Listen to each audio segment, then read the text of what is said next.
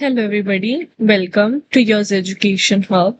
So, we were doing BCom SEM 2 English syllabus from the book Prose from Young Learners. And we have done the summary of chapter number 1 and the chapter number 2. Today, we will be doing the summary of chapter number 3, which is a dialogue on democracy. अब इस chapter में हम देखेंगे कि दो लोग हैं वो डेमोक्रेसी के बारे में बात कर रहे हैं. So this is basically the conversation between the two people. This chapter is a dialogue और the conversation between Jack and Annie. तो दो पर्सन है, जैक एंड एनी, और इनके बीच में कन्वर्सेशन होती है. ये चैप्टर उसी के बारे में है. It's primary aim is to give dense an idea of the method of conversation. इसका मेन एम क्या है कि कन्वर्सेशन कैसे होती है ये हमें बताना. Jack and Annie are engage to marry each other. Basically Jack and Annie engage person है, इनकी शादी होने वाली है. Discuss here various issues of general interest. First, they discuss the true meaning of equality and then the various concepts of democracy in the various parts of the world. पहले equality का meaning पढ़ते हैं and फिर democracy बहुत सारे various parts of the world में कैसे चलती है ये उसके बारे में बात करते हैं. Let's start the summary. A dialogue of democracy is a thoughtful conversation between the Jack and Annie on the democracy and its various aspects. जो एक चैप्टर का नाम है अ डायलॉग ऑन डेमोक्रेसी, ये बेसिकली एक बहुत ज्यादा थॉटफुल कन्वर्सेशन है between two persons which is Jack and Annie. They engage to marry each other. Basically इनकी एंगेजमेंट हुई हुई है एंड अब इनकी शादी होगी. Both of them are intelligent and discuss the issues of democracy and equality in an effective manner. वो दोनों बहुत ज्यादा इंटेलिजेंट है और वो इश्यूज ऑफ डेमोक्रेसी के बारे में बात करते हैं और इक्वालिटी का होती है उसके बारे में बात करते हैं. First, the young couple discuss the true meaning of equality. पहले तो ये इक्वालिटी के बारे में बात करते हैं. Thomas Jefferson, an American president, said that all the men are treated equally. अब जो अमेरिका का प्रेसिडेंट है वो बोलता है कि सभी लोगों को इक्वली बनाया गया है. But all main can not be equal in this respect. But इनका कहना ये है कि सभी पर्सन इक्वल नहीं हो सकते. Some are healthier and more intelligent, whereas others are weaker in health and rather dull or stupid. अब अमेरिका जो का प्रेसिडेंट है वो कहते हैं कि सभी बंदे इक्वल होते हैं, बट ये बोल रहे हैं कि सभी पर्सन इक्वल नहीं होते. कुछ हेल्दी होते हैं और बहुत इंटेलिजेंट होते हैं, बट वेयरएज कुछ अनहेल्दी होते हैं और मतलब वो वीक होते हैं या वो डल होते हैं या स्टूपिड होते हैं. Some are born intelligent and well to do parents. कुछ जो होते हैं वो बहुत इंटेलिजेंट होते हैं एंड रिच फैमिली में बिलोंग करते हैं, बट जो बाकी होते हैं वो पुअर होते हैं और उनके डल पेरेंट्स होते हैं, मीन्स वो अच्छी फैमिली से बिलोंग नहीं करते. So equality doesn't mean that all the are born equal. Equality का मतलब ये नहीं है कि सभी पैदा इक्वल हो, बट उसका ये मतलब है कि सभी को अपॉर्चुनिटीज इक्वल मिले. It means that all should have equal opportunities to grow and make progress. Equality doesn't mean that they are born equal, but it means they get opportunities equally. So, it is difficult to define democracy. अब वो बोलते हैं कि democracy को define करना है बहुत difficult है. It seems to have different meanings in different countries. Democracy का मतलब डिफरेंट कंट्रीज में उसका डिफरेंट मतलब होता है. Lincoln, the well known American president, define democracy as. अब जो लिंकन था उसने, जो कि अमेरिकन प्रेसिडेंट था, उसने डेमोक्रेसी को कैसे डिफाइन किया. He defined a government for the people, of the people and by the people. उसकी डेमोक्रेसी का मतलब है जो गवर्नमेंट लोग सिलेक्ट करते हैं, लोगों के लिए बनाई जाती है और गवर्नमेंट जो लोगों की ही होती है. Basically, it's all about the norm of people. An average American thinks that the England hasn't true democracy. अब जो अमेरिकन होगा ना उसको लगेगा कि इंग्लैंड में ना डेमोक्रेसी नहीं है. According to him, England is still governed by her kings and queens and the House of Lords.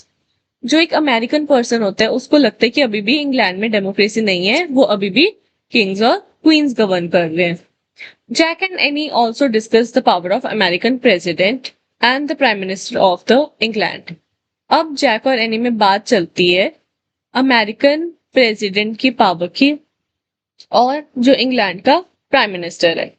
सो वो बोलते हैं जो प्राइम मिनिस्टर है वो आंसरेबल होता है पार्लियामेंट को, बट जो प्रेसिडेंट होता है और वो किसी को भी आंसरेबल नहीं होता। In ancient Greece there was a direct democracy. Greece में डायरेक्ट डेमोक्रेसी होती थी, but only the free citizens could participate in the government. There were very large slave populations which had no such rights, but there are no slaves in the modern democracy। अब वो कहते हैं पुराने time में Greece में क्या होता था, कुछ ही लोगों को वोट करने की, वोटिंग में पार्टिसिपेट करने की परमिशन दी जाती थी, बिकॉज अदर्स जो होते थे वो स्लेव होते थे, वो उनको बांध के रखते थे एज अ स्लेव। सो उनके पास ऐसे कुछ राइट्स होते थे, बट मॉडर्न इकोनॉमी में डेमोक्रेसी में ऐसा कुछ भी नहीं है। People in England choose the members of parliament. जो लोग होते हैं इंग्लैंड के वो पार्लियामेंट के पर्सन सिलेक्ट करते हैं। The prime minister is the leader of the parliament. जो प्राइम मिनिस्टर होता है वो पार्लियामेंट का लीडर होता है। He has a team of the ministers who work their departments through the members of the civil services। उनके department में civil services भी होते हैं। Members of the parliament can use the question hour in the parliament to keep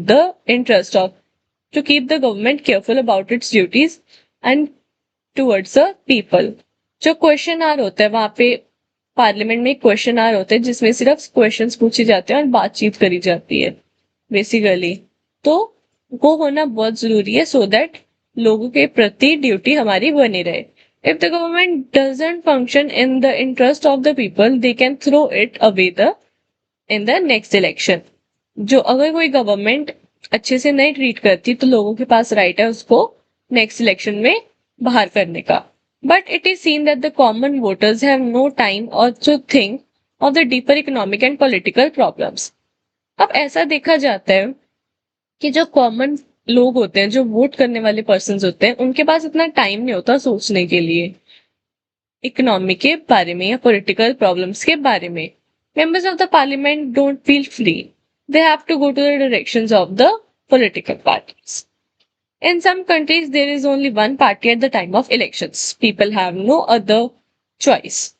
अब कुछ countries में क्या होता है कि वोटिंग तो होती है बट पार्टी एक होती है, तो एक चॉइस रह ही नहीं जाती कोई भी। जब पार्टी एक है तो हम कैसे ना किसी और को सिलेक्ट कर लेंगे, हमें उसी को एट द एंड सिलेक्ट करना पड़ेगा। सो this is the main issue.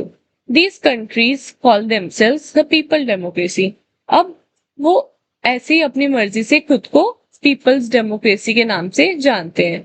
उनको वो ये तो शो करना चाहते हैं कि लोग सिलेक्ट करते हैं, बट जब कोई और पार्टी होगी नहीं तो लोग भी किसको सिलेक्ट करेंगे। तो they wanted to show that it's a people democracy but actually it's not. They use this name to show that all the land, the forest, the mineral wealth, all the railways, shipping factories, and so on belong to the people। वो ये show करना चाहते हैं कि forest, land, mineral wealth, railways सब कुछ लोगों का है। There is a state ownership of all industries. Now which of the two is the better, the private और द पब्लिक ओनरशिप। अब जैक और एनी के बीच में सवाल आ जाता है कि प्राइवेट ओनरशिप अच्छी है या public. Is it difficult to answer this question? The post office is the state owned in all the countries. The system seems to work well। अब वो कहते हैं जो प्राइवेट ओनरशिप है वो अच्छी होती है या पब्लिक ओनरशिप अच्छी होती है। बट दे सेड कि जो पोस्ट ऑफिस है वो स्टेट ओन्ड होता है पर फिर भी कितना अच्छा काम करता है। In England the railways keep up their efficiency because they have to compete with the other means of transport। अब इंग्लैंड में लोग रेलवेज को क्यों अच्छा करते हैं, नहीं तो उसको बाकी ट्रांसपोर्ट के साथ कंपटीशन हो जाएगा अगर वो अच्छा नहीं रखेंगे। Even if there is no competition the parliament would have look to their efficiency. अगर कोई कंपटीशन ना भी होता बट वो बोलते हैं कि एक तो उनको कंपटीशन के कारण अपना ट्रांसपोर्ट अच्छा करना पड़ता है, बट इन केस कंपटीशन ना भी हो तो पार्लियामेंट वो अच्छा करवा ही देता है. In Western Europe, democracy stands for a kind of the government that allows the people to discuss politics freely. अब वेस्टर्न यूरोप में वो फ्रीडम किसको बोलते हैं कि जब पॉलिटिक्स की बातें वो लोग फ्रीली आपस में कर पाए. It provides for the rule by the majority but it ensures the respect of the rights of the minorities.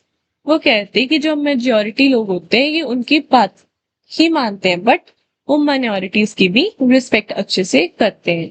Citizens vote and choose the members of the parliament. वहां पे क्या होता है, वहां पे जो सिटीजन्स होते हैं वही चूज करते हैं, वही वोट करते हैं. Democracy in England is imperfect yet. Democracy England में अभी भी इम्परफेक्ट है. There both men and women have the right to vote. वहां पे बोथ वुमेन एंड मेन को राइट होती है but women do not get the equal pay for the equal work in all the professions. चाहे उनके पास voting right जरूर है but democracy अभी भी नहीं है बिकॉज उनको सेम काम करने के लिए एक मैन के अकॉर्डिंग काम करने पे मैन के अकॉर्डिंग पे नहीं मिलती. जितना वो काम करते हैं वो इक्वल टू द मैन करते हैं बट उनको पे वैसी नहीं मिलती. In Australia and American citizens treat each other as equal. Australia और अमेरिका में लोगों को इक्वली ट्रीट किया जाता है. इन अ फैक्ट्री और the industry the workers get the same position as the owner. बाहरली कंट्रीज में लाइक ऑस्ट्रेलिया एंड अमेरिका जो एक वर्कर की position is equal to the owner's position because वो किसी को बड़ा या छोटा ट्रीट नहीं करते. There is no master servant relation. उनमें मास्टर और सर्वेंट का रिलेशन नहीं माना जाता. They treat each other on equal terms. वहां पे इक्वल टर्म्स में एक दूसरे को ट्रीट किया जाता है. So this was it for the chapter. इसमें बस एक कन्वर्सेशन दिखाई गई है between two people who are Jack and Annie जो कि डेमोक्रेसी के बारे में, इक्वालिटी के बारे में जस्ट कन्वर्सेशन करते हैं एंड इसमें सिखाया गया है कि हमें कन्वर्सेशन कैसी करनी चाहिए. सो this was it for the chapter. Next class में हम करेंगे chapter 5. We won't be doing chapter number 4 because it's not in the syllabus. So we'll be directly moving to the chapter number 5. Thank you.